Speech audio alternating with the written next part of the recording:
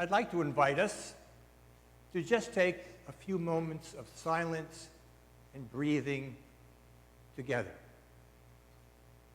So on the in-breath, just say present moment. And on your out-breath, wonderful. Just in your mind. So let's begin. We inhale, present moment. Exhale. Inhale, present moment. Exhale, wonderful. Inhale, present moment. Exhale, wonderful. Let's hear now this gospel once again, being developed, preached all around the world. It's the fifth chapter of Mark, verses 21 to 43. When Jesus had crossed again in the boat to the other side, a great crowd gathered around him, and he was by the sea. Then one of the leaders of the synagogue, named Jairus, came, and when he saw him, fell at his feet and pleaded with him repeatedly. My little daughter is at the point of death. Come, lay your hands on her so that she may be made well and live. So he went with him. And a large crowd followed him and pressed in on him. Now, there was a woman who had been suffering from a flow of blood for 12 years. She had endured much under many physicians and had spent all that she had, and she was no better, but rather grew worse. She had heard about Jesus and came up behind him in the crowd and touched his cloak, for she said, "If I but touch his cloak, I will be made well." Immediately, her flow of blood stopped, and she felt in her body that she was healed of her disease. Immediately aware that power had come forth from him, Jesus turned around in the crowd and said, "Who touched my cloak?" Power. And his disciples said, "You see the crowd pressing in on you. How can you say, 'Who touched me?'" He looked all around to see who had done it. But the woman, knowing what had happened to her, came in fear and trembling, fell down before him, told him the whole truth. He said to her, "Daughter, your faith has made you well. Go in peace and be healed of your disease." When he was still speaking, some people came from the synagogue leader's house to say, "Your daughter is dead. Why trouble the teacher any further?" But overhearing what they said, Jesus said to the synagogue leader, "Do not be afraid, only believe." He allowed no one to follow him except Peter, James, and John, the brother of James. When they came to the synagogue leader's house, he saw a commotion, people weeping and wailing loudly. When he had entered, he said to them, "Why do you make a commotion and weep? The child is not dead, but sleeping." And they laughed at him. Then he put them all outside and took the child's father and mother and those who were with him and went in where the child was. Taking her by the hand, he said to her in Aramaic, "Talitha kum," which means, "Little girl, get up." And immediately the girl stood up and began to walk about. She was about 12 years of age. At this, they were overcome with amazement. He strictly ordered them not to tell anyone. And he asked that she get something to eat. This, our brothers and sisters, is the gospel of the Lord. And all God's people said, amen.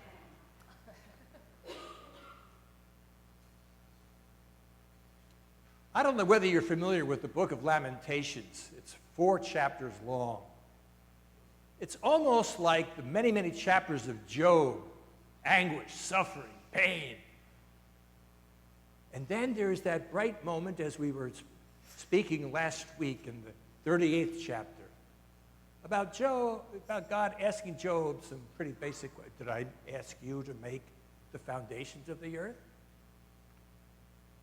So in the book of Lamentations, once again, there creeps out the reading that we heard today that touched the Sunday school teacher in the First United Methodist Church of Vineland, where Gina and I were very pleased to be pastors there for 8 years from 2000. And your former pastor, Pastor Susan Flicker, was pastor some years after that. Simple man. He wrote this hymn, which is one of the great, great hymns in the church. Great is thy faithfulness. It's a curious combination between anguish and suffering and then explosion of joy. You're familiar with these verses from Luke and Matthew of the rich man that came to Jesus and said, what can I do to gain eternal life? He said, keep the commandments and so on. And he walked away because he had many riches. He walked away sad. And Jesus said, it's easier for a camel to walk through the eye of a needle than it is for a rich man to enter the kingdom. So I was thinking of that image of penetrating, of what happens when we, like this woman, just allowed herself to thread the needle of faith. She had lots of things that were stopping her. She had something that kept going. She had a constant menstrual period for 12 years. In that culture, in that Hebrew culture, whenever a woman is having her period, she goes into hiding. Nobody goes near her. And when that's over, she bathes in a mikveh, a special kind of bath, and then it's okay. This didn't happen for her. Can you imagine? I mean, she must have lost her husband. You know, nothing could continue this way. She was ostracized from the community because, okay, do not touch this woman. For 12 years, because everybody backed up because of this constant bleeding that took place. She must have been a woman perhaps of some kind of means because she had at least money to pay lots of doctors, but nothing happened. In fact, it got worse. But she had this image. If I can just work my way, if I can thread the needle to where Jesus is, I will be healed. So picture her now, crawling through the crowd, trying to make her way to Jesus.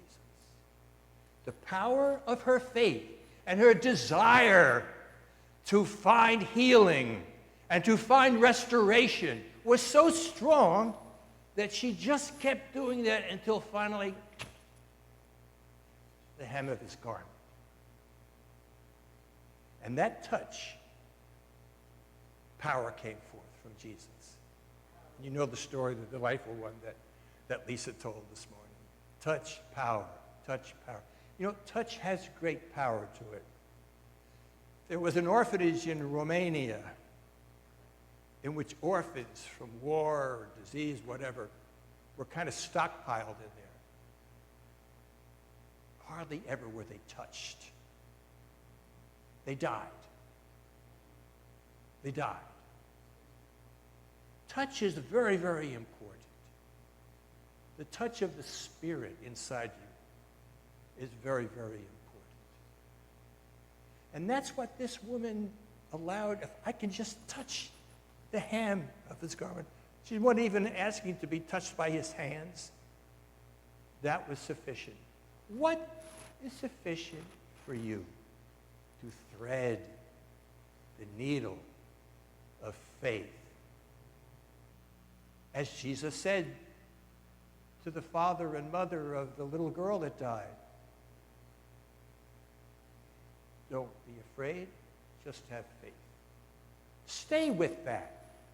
Whatever you might be afraid of, whatever you wish could be happening is just not happening, just be sure that you allow so that none of us are like that rich man that walked away because we wanted to hold on to our stuff, our baggage, rather than really be healed. Once we let go of the baggage, once we let go of what we think are important, of what our threading their own needle is doing, which sometimes can be stuck because we just can't get through that needle like a camel can't get through. If what we think, what we feel, is more important than what Jesus can bring you to if you would just thread that needle of faith. So go for it, my brothers and sisters. Go for it so that you can allow yourself to experience, by faith, even if what you want to go away isn't quite going away, just believe in it anyhow. You go beyond what's discouraging you. You go beyond what's troubling you. You go beyond what's stopping you. And just let that thread of faith till you touch each other with the love that's in your heart.